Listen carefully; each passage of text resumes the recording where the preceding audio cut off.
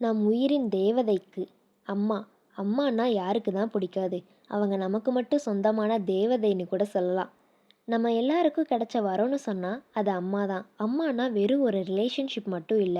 நம்ம உயிர்ல இருக்க இன்னொரு நிரந்தர உயிர்ன்னு கூட சொல்லலாம். தூக்கம் வரலன்னு இருக்கும்போது, 1000 பாட்டு கேட்டாலும், அது அம்மாவோட அன்பான 4 வார்த்தைக்கு கண்டிப்பா ஈடாகாது. என்னதான் நம்ம நம்புனவங்க நம்மள கைவிட்டாலும், ஏன் நீ உருப்பட மாட்டேன்னு எல்லாரும் சொன்னாலும், என் புள்ள கண்டிப்பா ஒரு நாள் மேல வரும்னு நமக்கு பின்னாடி மலை மாதிரி நின்னு ஒரு நம்பிக்கை குடுக்குறதும் நம்ம அம்மா தான்.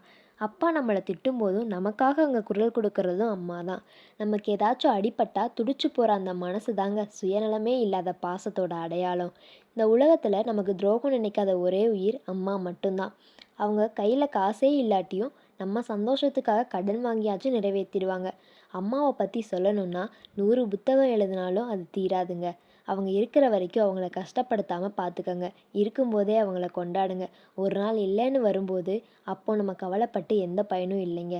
எல்லாருக்கும் எப்படிப்பட்ட சிச்சுவேஷன் வந்தாலும் தேவைப்படுற ஒரு முக்கியமான பர்சன் அம்மா தான்.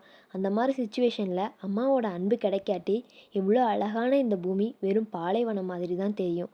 அவங்க பாசம் தான் நம்ம பிறப்போட அர்த்தம். அவங்க மடி தான் நம்ம சொர்க்கம். லவ் யூ அம்மா.